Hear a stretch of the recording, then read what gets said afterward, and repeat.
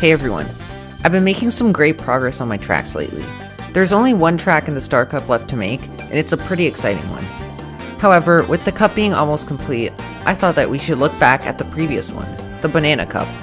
In today's video, we will give a closer look at the 4 tracks in the Banana Cup: Shroom Ridge, Sunshine Airport, Chichi Island, and Wario Stadium. But before we start the video, I just want to wish you all a happy 2021. 2020 has been a surprisingly great year for my channel, where I went from only 68 subs to 236. Who knows, maybe I can even get to 1,000 this year. I have many videos planned in 2021, and I'm sure that it will be a great year for my channel. Anyways, let's get back to the video. The very first track in my Banana Cup is Shroom Ridge from Mario Kart DS. When remaking this track, I decided to make it a little more natural than the original. I added a lot more mushrooms around the track, because it is called Shroom Ridge after all. This is probably the weakest track in the cup, but it's still good. The main problem is the size. It's a very small track, and also, it doesn't have much variety besides the tunnel. That doesn't stop it from having scenic and detailed views.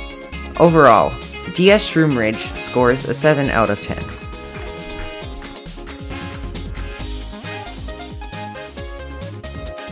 Here's an example of the scenic views that I was talking about earlier.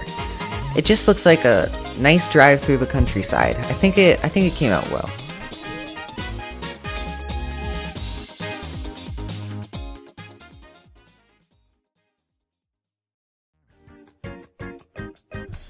The second track in my Banana Cup is Sunshine Airport from Mario Kart 8. This remake is very similar to the original, but I decided to change it to sunset. I mean, the sun is still shining during the sunset. Sunshine Airport looks great from far away, because it's just one big island. However, the track is a little small again, and it feels crowded in some spots. It's still a very good remake of this iconic track. Overall, Sunshine Airport scores a 7.5 out of 10.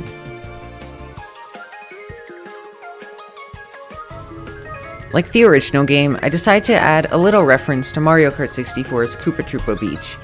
Over on this island, you can see 2 Koopas, a big one and a small one.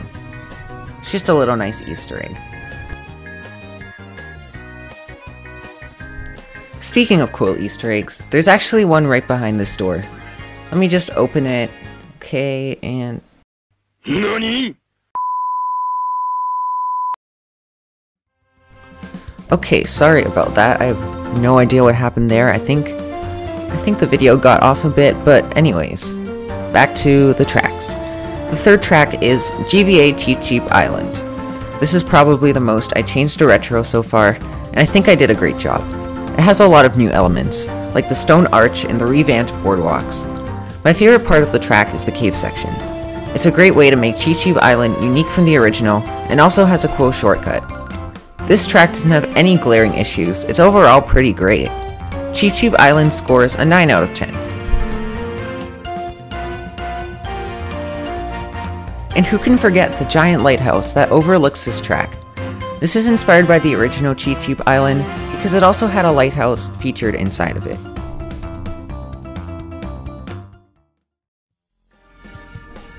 The best and final track of the Banana Cup is N64 Wario Stadium. This is definitely my best retro track yet, maybe even my best track yet. It is over 2 minutes in length, and is very different from the original. My recreation of Wario Stadium is packed with many unique sections. My personal favorite is the outdoors area with the fountain. It's also one of my biggest tracks so far, taking up over 6 maps in Minecraft Bedrock Edition. I think I did a great job with this track, and there isn't a single thing I would change. Overall, Wario Stadium scores a 9.5 out of 10.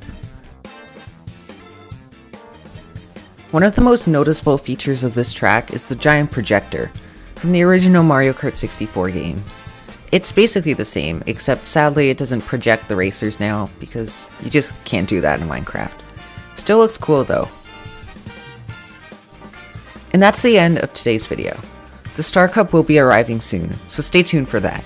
Thank you all for watching, and see you in the next one. Goodbye.